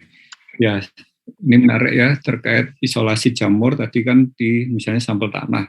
Nah, ada metode isolasi yang termasuk isolasi tidak langsung. Jadi untuk jamur kan ada bagi menjadi dua kelompok, isolasi langsung dan tidak langsung. Yang langsung itu misalnya kalau kalian mengamati jaringan tumbuhan, misalnya daun atau apapun, kok kelihatannya infeksinya ini karena jamur. Nah, itu diamati di mikroskop stereo tadi 40 kali kebesaran, itu akan terlihat hifa-hifanya. Itu diambil menggunakan pinset ujung runcing, itu langsung ditaruh di media. Nah, itu secara langsung diambil gitu. Nah, itu juga perlu skill khusus ya untuk mengambil kalau bisa spora tunggal atau ya nggak terlalu banyak lah supaya itu benar-benar murni. Nah, yang secara tidak langsung itu dengan teknik tadi serial dilution dan satunya sterilisasi permukaan substrat. Substrat ini maksudnya bukan media tapi sampel ya, misalnya jaringan tanaman atau hewan. Nah, sebenarnya untuk teknik sterilisasi permukaan ini tidak hanya untuk tujuan untuk mendapatkan jamur juga, tapi untuk bakteri juga bisa. Karena kan harapannya adalah mendapatkan jamur atau bakteri yang hidup di jaringan tanaman tadi, atau istilahnya kelompok endofit. Nah, kelompok endofit tadi pasti hidupnya di jaringan, makanya untuk memastikan bahwa yang kita isolasi benar-benar mikroba yang di jaringan, ya kita perlu sterilisasikan dulu permukaannya menggunakan antiseptik tadi. Nah, kalau di video tadi hanya menggunakan satu macam ya, yaitu Biclin istilahnya bleach atau pemutih 1-3%, ada yang sampai 5,3%. Nah, di modul itu kombinasi antara etanol 70% dengan pemutih dan etanol lagi. Masing-masing mungkin Anda bisa membaca lagi, itu ada durasinya, ada 5 menit, 3 menit, 1 menit, kemudian dibilas menggunakan aqueous steril untuk bagian akhirnya, supaya tidak ada pengaruh antiseptik waktu kita tumbuhkan di akarnya, waktu diinokulasikan, jadi dibilas. Kemudian sebelum ditanam di akar harus dikeringkan dulu, supaya nanti ya istilahnya airnya itu tidak menyebabkan kulturnya itu hasilnya kurang bagus itu, jadi dikeringkan untuk mengurangi kadar airnya. Nah, tadi terkait dari fusarium tadi, saya rasa sudah benar jawaban dari Pak Nimas tadi ya, karena targetnya adalah untuk mendapatkan bakteri endofit, jadi harus di bagian batang yang dalam. Karena pastinya infeksi fusarium, kalau kalian mengamati pisang yang tiba-tiba menguning daunnya, itu dipastikan karena infeksi fusarium tadi. Itu mulai dari batang sampai buahnya, kalau sampai berbuah itu ada hitam-hitamnya cirinya. Jadi buahnya sudah nggak sehat lagi, itu nggak bisa dikonsumsi. Makanya untuk mengisolasinya bisa diambil dari jaringan batangnya, ya pastinya yang paling dalam yang digunakan supaya lebih yakin kalau kita mendapatkan bagian mikroba endofit tersebut. Itu untuk bakteri juga sama, tapi kadang setelah disterilisasi permukaan itu untuk memudahkan bakteri atau jamur tadi bisa keluar tuh bisa digerus ya. Jadi untuk jenis tanaman yang berbasah gitu, bukan kering, tuh bisa digerus sehingga secara aseptis juga ya, yang penggerusnya alatnya itu harus steril, itu akan keluar cairan kan, cairan itu akan dipastikan banyak bakteri atau jamurnya, itu baru bisa diinokulasikan atau tanpa digerus pun bisa langsung setelah dibilas tadi ditanam aja di media agar. Kalau jamur umumnya ditanam aja, tapi kalau bakteri perlu teknik mekanik tadi digerus juga. Nah, untuk masalah kontaminasi, apakah kita yakin ini jamur yang kita harapkan atau tidak? Ya tentu saja kita kalau sudah yakin itu aseptis, ya apapun yang tumbuh itu adalah ya berasal dari jaringan tadi. Makanya kalau lebih dari satu jamur misalnya perlu kita pisahkan mana jamur yang berbeda morfologinya, atau untuk kajian lebih dalam lagi apakah itu kontaminan atau memang benar dari endofit tadi. Untuk bakteri juga sama, pastinya lebih dari satu macam bakteri atau koloni itu yang nanti bisa dipilih lagi. Nah, untuk menghindari kontaminasi, misalnya kita mengisolasi jamur, tapi jangan sampai ada kontaminasi bakteri, karena di jaringan tadi pasti ada bakteri juga. Maka meskipun medianya PDA, kadang beberapa bakteri itu masih bisa tumbuh, apalagi pertumbuhan bakteri kan lebih cepat ya daripada jamur, sehingga perlu ditambahkan antibiotik tadi, streptomycin ya, untuk menghambat pertumbuhan bakteri. Kalau ingin menumbuhkan bakteri supaya jamur tidak ikut tumbuh, ya kita tambahkan antibiotik untuk jamur seperti nystatin, yaitu biasanya dipakai untuk anti jamur. Nah, itu strateginya atau caranya. Oke, kalau tadi misalnya kita memindahkan punya kultur murni jamur, kemudian kita pindahkan ke subkultur istilahnya, apakah ini ada kontaminasi atau tidak, ya gampang saja. Biasanya kalau dia kontaminasi itu tumbuhnya tidak di titik yang waktu kita inokulasikan, biasanya tumbuhnya di dekat mulut cawan Petri. Kenapa? Karena gerakan cawan Petri atau udara itu yang paling dekat adalah di sekitar mulut tadi, artinya tidak di bagian inokulasi. Kalau kontaminasi ada di bagian yang kita inokulasikan, berarti kontaminasinya sudah berasal dari sampel tadi, jadi kontaminan. Tapi kalau kontaminasinya terjadi karena kita kurang aseptis di meja kerjanya atau cara kerjanya, itu biasanya tumbuhnya di dekat mulut cawan Petri di media tadi. Dan kalau jamur, kalau bakteri ya, misalnya media PDA kita kerja untuk jamur, ya kemungkinan kontaminasi oleh bakteri juga ada. Jadi meskipun sudah ada antibiotik, kadang beberapa bakteri itu masih ada yang kuat. Nah, itu bisa terjadi seperti itu. Nah, kalau muncul seperti itu ya nggak masalah, jangan berarti itu penelitian atau kerja kita gagal, enggak. Kita biarkan aja bakteri dan jamur tadi tumbuh.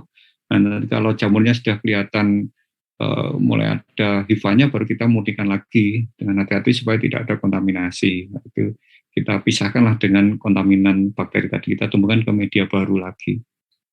Jadi seperti itu untuk teknis dasar ya. Untuk kita yang paling harus kita ketahui adalah kita harus paham target jamur atau bakteri kita, dan kita bisa membedakan, oh ini bakteri atau jamur kita harapkan atau ini kontaminan. Itu juga harus diketahui supaya kita tidak salah mengambil bakteri. Dan untuk teknik berikutnya adalah memastikan itu murni atau tidak, ya dengan pewarnaan ya pastinya. Untuk bakteri dengan cat gram, biasanya meskipun satu koloni itu bisa jadi lebih dari satu spesies ya, ada kontaminan dalam koloni tadi, itu bisa kita cek dengan cat gram. Kalau warnanya kok ada yang pink, ada yang merah, ada yang ungu, berarti dia belum murni, itu kita kuadran lagi. Nanti mungkin secara karakter koloni sama ya memang boleh jadi, tapi secara selnya itu rupanya beda, itu kita ambil aja yang terpisah, kita cat gram lagi. Kalau sudah yang kita target adalah gram positif, ya berarti yang gram negatif kita tidak pakai. Untuk jamur juga sama, tapi untuk jamur kayaknya lebih mudah ya untuk memastikan dia murni atau tidak, cukup dengan pengamatan makroskopis atau koloni tadi, itu sangat gampang. Kalau bakteri sulit, karena jamur setiap spesiesnya itu karakter koloninya itu pasti ada pembedanya ya, meskipun sedikit pasti bisa kita bedakan. Dan kalau diwarnai dengan LCB atau methylene blue juga itu akan pasti murni ya, karena jamur tadi tumbuhnya dari satu spora, dia akan menyebar seluas di cawan Petri tadi, sehingga kalau ada kontaminan pasti akan terlihat dia ada koloni muncul baru lagi, itu baru kemungkinan kontaminasi. Tapi kalau dia murni, dia dari setengah dia akan tumbuh menyebar sampai ke tepi cawan Petri selama waktu inkubasi tadi. Itu gampang sekali. Dan untuk mengidentifikasi jamur dibandingkan bakteri juga lebih mudah jamur, karena ada buku identifikasi jamur juga yang disediakan. Jadi kita bandingkan dengan gambar-gambar di buku identifikasi tadi, permukaan atas, permukaan bawah, karakter pigmentasinya, kemudian teksturnya seperti apa, itu bisa kita paling tidak sampai level genus. Oh ini termasuk penicillium, ini aspergillus, itu bisa. Apalagi diamati sporanya bentuknya seperti apa, hifanya bagaimana secara mikroskopis, itu bisa kita mengarah ke minimal genus ya. Tapi Kalau misalnya penicillium ini jenis apa itu juga bisa ya, biasanya dari bentuk konidia atau sporanya itu akan berbeda-beda juga setiap spesies. Namun untuk lebih memastikan lagi, tadi seperti disampaikan Mbak Nimas, kita bisa identifikasi secara molekuler, di sequence, kemudian ditentukan homologinya dengan GenBank, dia termasuk jamur apa, spesies apa. Itu untuk bakteri juga sama, setelah dikarakterisasi biokimia juga untuk lebih valid lagi diidentifikasi secara molekuler. Nah, untuk tahap praktikum kali ini hanya pengenalan teknik kulturnya saja sampai pemurnian ya. Jadi misalnya nanti ada minatnya ke hewan, tapi nanti harus bekerjanya rupanya ke mikrobiologi, setidaknya dari sudah punya keterampilan dasar untuk mengisolasi, memurnikan, sampai membedakan ini kontaminan atau bukan. Nah, terkait skill sendiri memegang cairan peti dan sebagainya, ya kita maklumi bersama kondisi sekarang masih belum memungkinkan. Ada rencana dari saya pribadi sih, mungkin nanti saat break semester depan itu kita adakan semacam workshop ya untuk teknik dasar mikrobiologi, terutama untuk mahasiswa yang angkatan 2019 yang dan 18 juga ya, sebagai 18 yang belum sempat masuk ke lab dan memegang alat-alat mikrobiologi itu bisa sedikit punya skill ya, menyentuh langsung hand on. Jadi itu juga sudah kita rencanakan, namun pelaksananya juga nggak bisa 3 kelas langsung ya, paling tidak mahasiswa yang berminat saja dulu. Kemudian kita bagi beberapa gelombang, mungkin dalam satu waktu itu sudah semua topik dasar itu sudah terrangkum semua, sudah merasakan untuk memegang semua. Jadi ada pengalaman, itu saja yang paling penting. Oke, silakan kalau ada yang ingin ditanyakan.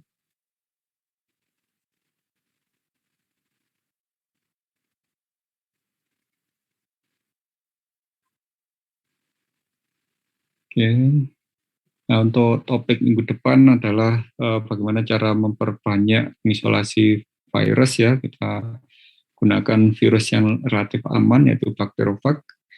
Namun untuk materi secara umum, untuk virus-virus jenis lain nanti disampaikan di kuliah. Ya. Dan nanti terkait teknik untuk jamur dan bakteri ini juga kita akan ketemu lagi di kuliah beberapa minggu lagi ya dengan saya. Nanti bisa didiskusikan lagi saat kuliah. Baik, saya kembalikan ke Mbak Nimas. Ya Pak, terima kasih atas tambahannya. Kemudian dari teman-teman, apa ini sudah jelas secara keseluruhan?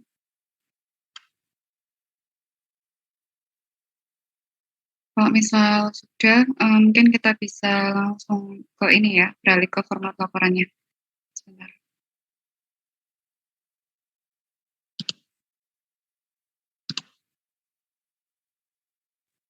Saya izin live ya, Mbak Nimas dan adik-adik semuanya. Oke Pak, terima kasih Pak. Ya, terima kasih. Terima kasih Pak. Ya. Terima kasih Bapak. Terima kasih Bapak. Apa udah terlihat ini share screen-nya? Sudah Kak. Ya. Jadi untuk format laporannya seperti biasa, ini ada pendahuluan di bab 1-nya, terus di bab 2-nya ada metode praktikum. Nah, untuk waktunya itu bisa menggunakan waktu hari ini, terus untuk tempatnya itu di lab mikrobiologi FIPA ya. Kemudian untuk langkah kerjanya, ini dibuat diagram alir. Yang pertama itu untuk pembuatan dan sterilisasi media. Nah, ini untuk NA dan PDA. Kemudian ini yang digunakan tuh media yang instan aja. Soalnya ada media yang ini kan konvensional yang racik sendiri tuh. Ini nggak perlu pakai itu. Ini yang pakai instan aja, yang langsung ini ditimbang kayak gitu. Ini kalau misalkan aku coba tunjukin ya, atau nanti aja aku lanjutin ini dulu aja. Nah, kemudian yang 2.2 itu ada yang tentang ini ya, bakteri. Nah, yang pertama itu teknik pengecaran bertingkat yang serial dilusi kayak gitu. Tapi ini untuk yang bakteri. Terus kemudian nanti dilanjutkan dengan isolasi bakteri dari sampel tanah, yang teknik pour plate sama teknik split plate lah, yang dari video yang pertama tadi tuh, dari isolasi bakteri dari sampel tanah. Kan tadi yang dari video kan nggak ada yang split plate ya, mungkin bisa ini lihat dari modul kan ada, tapi kan pour plate sama split plate kan memang ini kan nggak jauh beda, maksudnya kalau kalau pour plate kan sudah ada di video, kalau split plate kan yang pakai Dragowski ya, tadi kan sudah dijelaskan kan secara rinci, mungkin nanti bisa ditambahkan, jadi dijadikan satu aja, yang pour plate, terus nanti setelah pour plate nanti split plate-nya. Kemudian yang ketiga itu pemurnian isolat bakteri dengan teknik barisan kuadran, jadi pakai yang kuadran saja, yang areanya dibagi jadi 4 kayak gitu. Terus kemudian yang 2.2.3 itu ada yang fungi. Yang pertama itu isolasi fungi dari sampel tanah. Nah, ini sama kayak yang video pertama, cuman kan yang video pertama cuma pakai NA kan. Nah, kalau yang fungi itu pakai media PDA. Jadi metodenya sama, cuma jenis media yang dipakai itu beda. Kalau bakteri kan pakai NA untuk media pertumbuhannya, kalau fungi itu untuk pakai PDA kayak gitu. Terus kemudian yang kedua itu ada isolasi fungi dari jaringan tumbuhan. Ini yang metode sterilisasi permukaan substrat yang tadi itu. Nah, ini karena tadi kan ada 3 ya itu ya sampelnya, mungkin bisa pakai salah satunya aja biar nggak terlalu banyak ininya langkah kerjanya. Pakai salah satu, misalkan kayak mau pakai pseudostem aja kayak gitu, atau yang old sample aja kayak gitu, salah satunya aja. Kemudian yang ketiga ini pemurnian isolat fungi menggunakan metode isolasi spora tunggal yang tadi pengejaran itu tadi yang di video keempat. Kemudian untuk bab 3-nya itu ada hasil pembahasan. Nah, ini yang pertama 3.1 itu media pertumbuhan. Nah, ini media pertumbuhan satu aja nggak apa-apa, tapi nanti sertain foto gambarnya ya. Misalkan media MR untuk bakteri, misalkan media MRS itu gambarnya kayak gimana, medianya apa, terus media NA itu gambarnya kayak gimana kayak gitu. Terus nanti sertakan komposisi medianya sama fungsi dari tiap komponennya. Media itu kan pasti punya komponen kan. Misalkan NA itu pasti ada rinciannya, NA itu terbuat dari komponen medianya itu apa aja kayak gitu. Nah, itu nanti dicari. Misalkan NA itu apa aja, MRS itu apa aja komponen medianya kayak gitu. Sama fungi juga. Ini satu-satu aja nggak apa-apa. Kemudian ini analisis prosedurnya. Ini pakai ini ada 4 ya. Yang pertama yang isolasi bakteri dan fungi dari sampel tanah, ini dijadikan satu aja. Cuma nanti bedakan, kalau yang bakteri itu menggunakan media NA, kalau yang fungi menggunakan media PDA kayak gitu. Karena kan tekniknya sama kan untuk yang pour plate ini, jadi jadikan satu aja. Cuma nanti diperjelas di tahapannya, kalau misalkan NA itu kalau misalkan bakteri menggunakan NA, kalau fungi menggunakan PDA kayak gitu. Terus nanti yang 3.2.2 itu pemurnian isolat bakteri dengan teknik Boras kuadran yang 4 wilayah itu ya. Terus 3.2.3 itu isolasi fungi dari jaringan tumbuhan. Tuh sama kayak di diagram alir, cuma nanti ditambah tujuan. Terus 3.2.4 ini juga pemurnian isolat fungi menggunakan metode isolasi spora tunggal. Terus habis itu 3.3-nya ini ada isolasi bakteri dan jamur dari sampel. Nah, yang pertama nanti teman-teman cari perbedaan antara kelebihan atau kekurangan dari masing-masing metode ini antara pour plate sama split plate. Tadi kan beberapa sudah disampaikan oleh Pak Yuka ya. Nah, mungkin nanti bisa itu dituliskan, terus atau nanti mungkin dari literatur juga bisa ditambahkan di sini. Kemudian nanti yang terakhir itu mencari jurnal ya. Nanti jurnalnya itu ini analisis tahapan isolasinya. Jadi cuma metodenya aja. Jadi kan biasanya isolasi itu biasanya dijelaskan kan teknik isolasinya itu yang dipakai itu yang apa, terus jenis medianya itu apa yang dimakan, terus tujuan isolasinya itu untuk isolasi bakteri yang jenis kayak gimana, atau jenis fungi yang kayak gimana, kayak gitu kan pasti ada tuh. Jadi analisis itunya aja, nggak usah terlalu nggak usah keseluruhan, jadi cuma analisis tahapan isolasinya aja kayak gitu. Ingat ya, jadi kayak misalkan mau isolasi isolasi bakteri asam laktat, nah itu teknik metode isolasinya itu apa, misalkan pakai split plate. Terus habis itu media yang digunakan itu apa, misalkan MRSA kayak gitu aja. Mungkin pokoknya intinya analisis tahapan isolasinya aja kayak gitu. Kemudian bab 4 penutup, terus daftar pustaka. Daftar pustakanya seperti biasa ya, yang udah diterapkan sehari-hari. Gimana, ada pertanyaan dari ini terkait format laporannya? Halo Kak. Ya, Iya siapa? sih. Lydia. Iya, dari kelas B izin tanya Kak. Itu mengenai tujuan di bab 1 ambil dari mana ya Kak? Soalnya kayaknya di modul tidak ada yang eksplisit. Oh iya, ya nanti saya sampaikan ini aja ke PJ praktikumnya untuk tujuannya. Oh iya, Di grup. sama langkah kerja di bab 2 itu sama seperti laporan sebelumnya kayak diagram alir ya Kak ya? Iya, diagram alir. Dibuat singkat aja. Oke, terima kasih Kak. Iya, sama-sama. Halo. Iya. Dengan siapa? Saya Ais dari kelas B, izin bertanya mengenai yang di tabel itu ya Kak. Kan itu ada cuman tahapan sama tujuan. Nah itu nggak ada yang dari literatur kayak yang di laporan tadi ya Kak? Laporan yang Iya enggak. Iya enggak perlu itu. Enggak perlu. Oh ya berarti dari praktikum aja ya Kak? Iya dari praktikum. Oh baik, terima kasih Kak. Ya, sama-sama.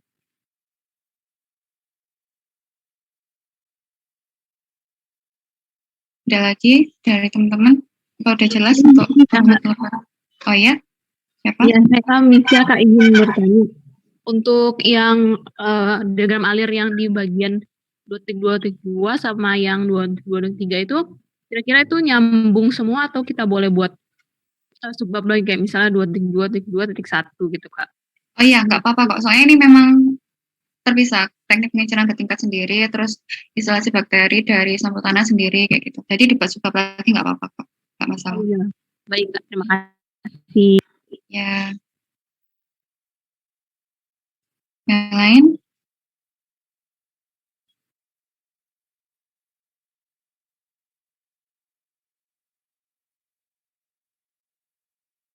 Udah, nggak ada lagi yang mau ditanyakan?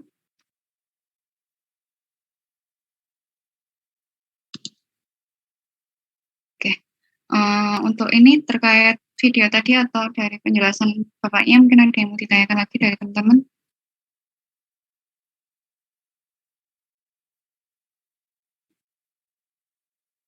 Oke, kalau misalkan udah nggak ada, mungkin nanti bisa persiapan untuk post-test ya.